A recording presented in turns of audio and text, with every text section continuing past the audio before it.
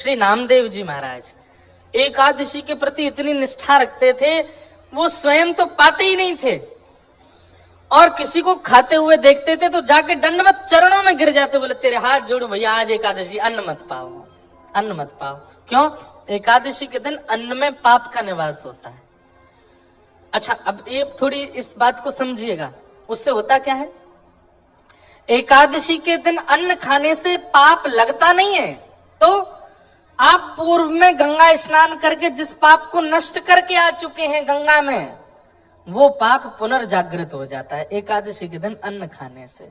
पूर्व के किए हुए पाप जो प्रायश्चित्तों से, नदी स्नान से, देवलोक भ्रमण से, ब्राह्मणों के आशीर्वाद से जो नष्ट हो चुके हैं, एकादशी के दिन अन्न सेवन करने से वो पुनर्जागृत हो जाते हैं। तो क्या करें? नहीं पाना चाहिए, अन्न नहीं पाना चाहिए।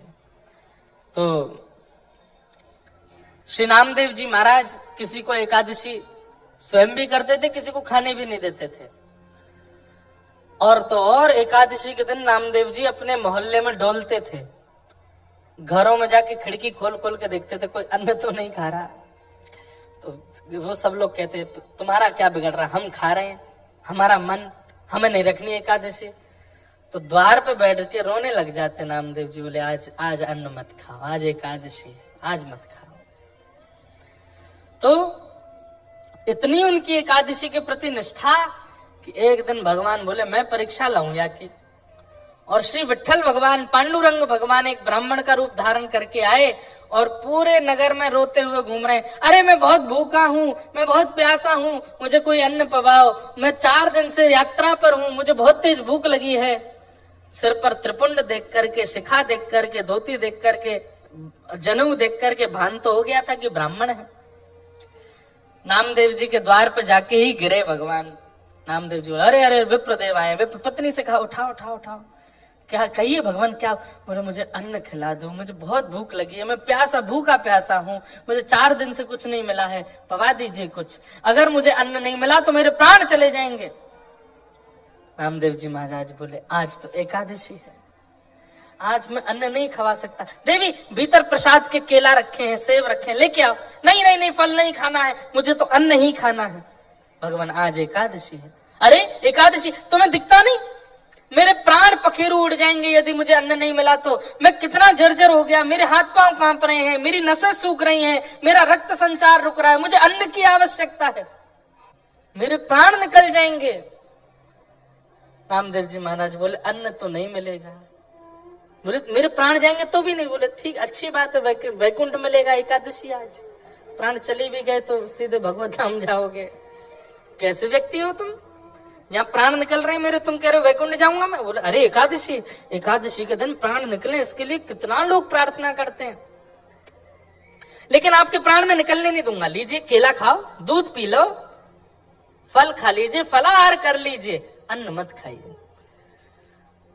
ठाकुर जी बोले ठीक है, तो मैं दूसरे के घर चला जाऊंगा। बोले वहां मैं जाने नहीं दूंगा, क्योंकि मुझे पता है आप अन्न खा लोगे, और मैं किसी को अन्न खाने नहीं देता एकादशी के दिन। भगवान बोले बड़े विचित्र आदमी हो, खुद भी नहीं खिलाते, मुझे कहीं खाने भी नहीं देते, जाने भी नहीं देते। अरे मेरे प्राण निकल रहे हैं। भगवान जोर जोर से नाटक करने लगे, चिल्लाने लगे, अरे नगरवासियों, अरे इसने मुझे कैद कर लिया है, मेरे प्राण निकलवा रहा है जबरदस्ती। नामदेव जी बोले नहीं नहीं नगरवासियों, मैं इनके प्राण, मैं फल खिला रहा हूँ, ये खा नहीं रहे, आज एकादशी, अन्न में खाने नहीं दूंगा। तो नगर के जो चिढ़ने वाले लोग थे वो आकर के नामदेव जी पर चिल्लाने लगे, अरे ये हमारे साथ भी ऐसा करता है, हमारे घरों में आकर के भी देखता है, कोई अन्न तो नहीं खा रहा। अरे तुझे करनी है एकादशी, तू कर, सबसे क्यों करवाता है भैया, आज तो नहीं खाया ना आपने। बोले कि अभी भी देखो इसको यही चिंता है कि मैंने अन्न तो नहीं खाया, अपनी चिंता कर, मेरा तो उद्धार हो जाएगा, पर मुझे है कि सबका होना चाहिए, कोई रह ना जाए इस धराधाम पर, सब पंढरीनाथ को प्राप्त कर लें। ठाकुर जी बोले परीक्षा तो हो रही है, लेकिन थोड़ी और बड़ी हो। इतने में ठाकुर जी दौरा पड़ गया, ठाकुर जी को जोर जोर से हिलने लगे, अन्न खिलाओ, अन्न खिलाओ, मेरे प्राण निकल रहे हैं। नामदेव जी महाराज सिर सहलाने लगे, पैर दबाने, पत्नी से बोले देवी एक काम करो, दूध में केला घोल करके पिला दो इनको, थोड़े प्राण तो बचेंगे। ब्राह्मण ने मुंह बंद कर लिया, नहीं वो नहीं पीऊंगा, अन्न ही खाऊंगा। अब मेरे प्राण निकल रहे हैं, प्राण निकल रहे हैं। आंखें ऊपर चढ़ा ली भगवान ने, और देखते ही देखते सचमुच के जैसे प्राण निकल जाते हैं वैसे ठाकुर जी हो गए। हाथ शिथिल पड़ गए, श्वास रुक गई, धड़कन रुक गई, शरीर ठंडा पड़ने लगा।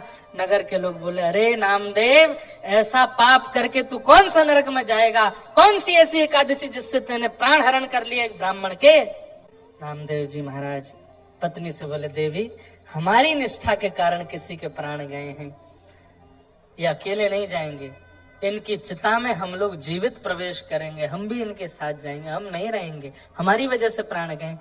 अपने घर में ही चिता बनाई, उनका शव रखा, एक शव की तरफ पत्नी, पति और सब बच्चों को भी बैठा लिया, और अग्नि हाथ में लेकर के नीचे चिता में अग्नि प्रज्वलित कर ली। हाथ जोड़ के बैठ गए, हे पंडरीनाथ, मैंने एकादशी नियम तोड़ा नहीं, पर मैं किसी को देखता भी नहीं अन्न खाते हुए, इसलिए इन विप्र के प्राण गए, इसलिए मैं अपने प्राणों की आहुति इनके साथ दे रहा हूं।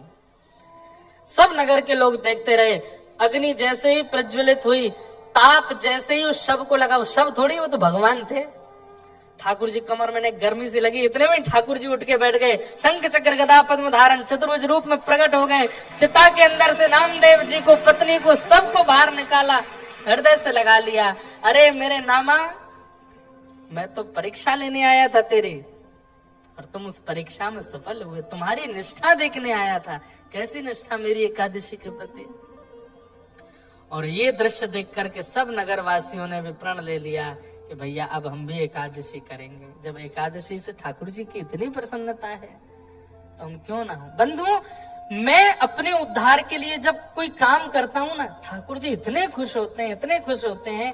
आप अपने उद्धार के लिए जब क्रिया करते हो, ठाकुर जी कहते हैं सोने का छत्र मत चढ़ाओ, पोशाक मत चढ़ाओ, इत्र मत चढ़ाओ, दान दक्षिणा पेटी में मत चढ़ाओ, पर अपने कल्याण उद्धार के लिए तुम क्रिया करो। मुझसे ज्यादा प्रसन्न कोई नहीं होता।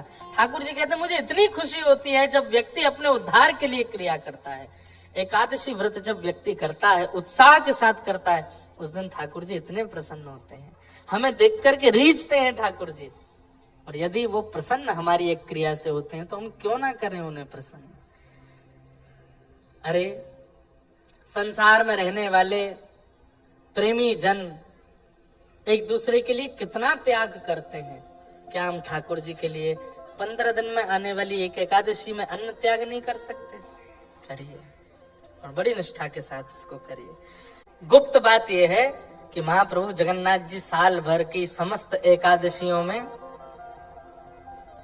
महाप्रसाद पाते हैं, लेकिन जैसे ही स्नान पूर्णिमा आती है, स्नान पूर्णिमा के बाद 15 दिन जो मंदिर बंद रहता है रथ यात्रा तक, उतने दिन महाप्रभु जगन्नाथ जी अन्न सेवन नहीं करते। तो इसका मतलब क्या है? साल भर की सबरी एकादशी एक बार में कर लेते हैं जगन्नाथ जी। यदि आप एकादशी जगन्नाथपुरी में करके आए तो वहां महाप्रसाद पाइए। जो एकादशी करते हैं उनके लिए बात है, लेकिन जैसे ही लौट करके आप वापस अपने नगर स्थान पर आ जाते हैं तो अगली एकादशी जब आवे तो उस एकादशी पर एक नहीं 2 व्रत कीजिए। कैसे? एक तो अन्न का व्रत हो गया, दूसरा मौन व्रत हो गया। मौन भी कीजिए, मौन भी रहिए। एकादशी के दिन बोलना नहीं है, और सूर्यास्त तक मौन रहिए। ये 2 व्रत ये तभी कर सकते हो आप, ये 2 स्थिति में किया जा सकता है। वैसे कोई आवश्यकता नहीं है इसकी। जगन्नाथपुरी में महाप्रसाद पाए तो वो एकादशी ही मानी जाती है, पर फिर भी कई लोगों के मन में बहम होता है, हमने अन्न पाया, ये पाया। पहली बात तो अन्न बुद्धि नहीं, महाप्रसाद पाया। दूसरी बात, आपकी बहुत निष्ठा है कि नहीं हमने एकादशी एक नहीं हो पाई, हमसे व्रत नहीं कर पाए, तो अगली एकादशी पर 2 एकादशी करो, अन्न के भी व्रत करो, मौन का भी व्रत करो। या फिर ये नियम आप तब पालन कर सकते हो जब एकादशी आपकी पूर्व की कोई छूट जाए। जैसे यात्रा में होने के कारण, घर में कोई घटना हो गई उसके कारण, या फिर घर में कोई ऐसी बात थी, या कुछ आप अस्वस्थ थे, हॉस्पिटलाइज्ड थे, या कुछ भी था जिसके कारण आपकी एकादशी छूटी, तो अगली एकादशी पर उसकी भरपाई करो। अब जैसे मान लो आपकी 3-4 एकादशी छूट गई, तो 3-4 एकादशियों में अन्न व्रत और मौन व्रत दोनों करो, ताकि उसकी पूर्व की छुट्टी हुई की भी भरपाई होगी। पर एकादशी करनी चाहिए।